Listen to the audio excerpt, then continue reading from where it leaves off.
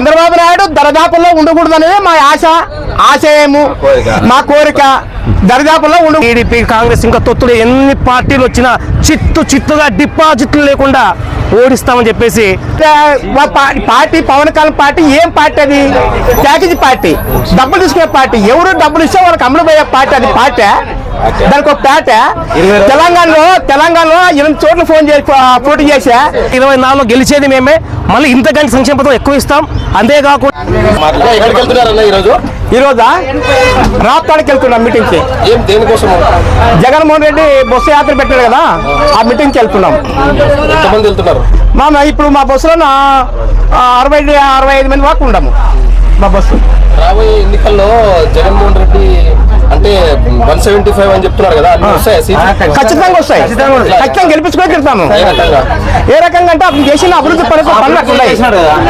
అది చేసిన అభివృద్ధి అట్లున్నాయి. అభివృద్ధి పథకాలు గ్రామంలోన రైతు భరోసా కేంద్రము, సచివాలయం సిబ్బంది, హాస్పిటల్, అమ్మఒడి, చేయూత, అన్ని రైతు భరోసా, అన్ని ఏమి కావాలో సవలతులు గవర్నమెంట్ బాగా డెవలప్ చేసింది. మా గ్రామాలని, ప్రతి గ్రామాన్ని అభివృద్ధిలోకి తీసుకొచ్చింది. ఇన్ని రోజులు ఎప్పుడు గవర్నమెంట్ ఏ సాయం చేయలేదు, కానీ ఈ గవర్నమెంట్ వచ్చిన తర్వాత అన్ని కులాల వారికి, అన్ని వర్గాల వారికి డెవలప్మెంట్ ముందుకు సాగింది. అందుకని జగన్మోహన్ రెడ్డి 2024లో ఖచ్చితంగా 175 గెలిచాలన్న ఆశ ప్రజలందరికీ ఉంది. చంద్రబాబు నాయుడు దరిదాపుల్లో ఉండకూడదనేది మా ఆశయము, మా కోరిక. దరిదాపుల్లో ఉండకూడదు. ప్రతి పశ్చిమానికి కూడా పనికి రాడు. అతనికి వయసు అయిపోయింది. సైకో పవన్ అంటాడు కానీ సైకిల్ పవన్ అంటాడు. అంటే మాట్లాడే విధానం కూడా దారి తెప్పింది, అరువు పెట్టింది. పిచ్చి వచ్చేసింది అతనికి. 75 సంవత్సరాలు ఉంటే అతనికి ఆడవుతుంది. యంగ్ వయసు కాబట్టి, ఉడుకు రక్తం కాబట్టి డెవలప్ చేయాలా, ఇంకేం చేయాలన్న ఆశ ఉంది ఆయనకి. పార్టీలు కూటమితో ఖచ్చితంగా మేము గవర్నమెంట్ ఫామ్ చేస్తామని చెప్పేసి తెలుగుదేశం పార్టీ, జనసేన అంటున్నారు. ఇప్పుడు డిపాజిట్ వచ్చిందా, అది ఒక పార్టీ, అతను ఒక నాయకుడా? పెట్టుకున్నప్పుడు ఏం గెలుస్తారు అతని? అతనితో పార్టీ కాదు అది. ఆ ప్యాకేజీ స్టార్ దాని గురించి వదిలేస్తే చాలా మంచిది. ఎవరు ప్రజలు జ్ఞాపకం లేదు, మైండ్ లేదు, వదిలేసినాము ఆయన గురించి. చేసిన సంక్షేమ పథకాలు ఆయనే జగన్మోహన్ రెడ్డి అంటాడు. మాకు ఈ జగన్మోహన్ రెడ్డి, సాయి ప్రసాద్ రెడ్డి ఈ మా నియోజకవర్గానికి దేవుడిచ్చిన వరము. మా అందరికి సాయి ప్రసాద్ రెడ్డి దేవుడిచ్చిన వరము. సాయి ప్రసాద్ రెడ్డి ఎట్టి పరిస్థితుల్లో 25-30 ఏళ్ళ మధ్యతో గెలుస్తుంది. ఖచ్చితంగా గెలిపించుకుంటాం. నా పేరు బి రాజు, ఎక్స్ సర్పంచ్, కప్టి గ్రామం. నమస్కారం. ఈరోజు ఆదోని నియోజకవర్గం నుంచి దాదాపుగా 80 నుంచి 90 బస్సుల్లో రాప్తాడు సిద్ధం సభకు, జగన్మోహన్ రెడ్డి గారి సిద్ధం సభకు బయలుదేరడం జరుగుతుంది. మా గ్రామం నుంచి దాదాపుగా 70 మంది దాకా మేము వెళ్తూ ఉన్నాం. మా గ్రామం నుంచి ఒక బస్సు వస్తూ ఉంది. మా గ్రామం నుంచే కాకుండా చుట్టుపక్కల గ్రామాలు, అలాగే పట్టణం నుంచి, అన్ని వార్డుల నుంచి కూడా బస్సు అందరూ తండోపతండాలుగా సిద్ధం సభకు బయలుదేరడం జరిగింది. ఈరోజు సిద్ధం సభ చూసి ప్రతిపక్షాలు కుళ్ళుకొని చేస్తాయి.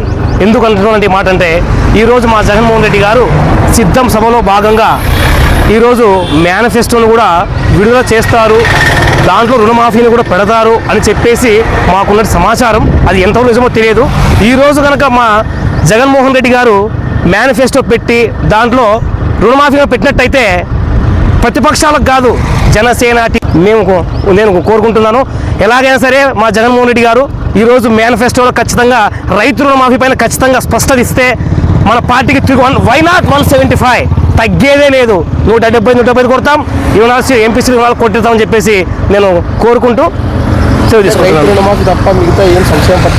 అంటే ఇప్పుడున్న సంక్షేమ పథకం కొనసాగిస్తూ రైతు రుణమాఫీ చేయాలని చెప్పేసి మేము కోరుకుంటున్నాం. కొత్తవి సంక్షేమ పథకాలు కొత్తవి కూడా కొన్ని సంక్షేమ పథకాలు ఇంకా ఇప్పుడు అంటే మనకు ఇంకా మేనిఫెస్టో తెలియదు కాబట్టి ఆ మేనిఫెస్టోలో రుణమాఫీ ఉంటే రైతులు చాలా బాగుంటుంది.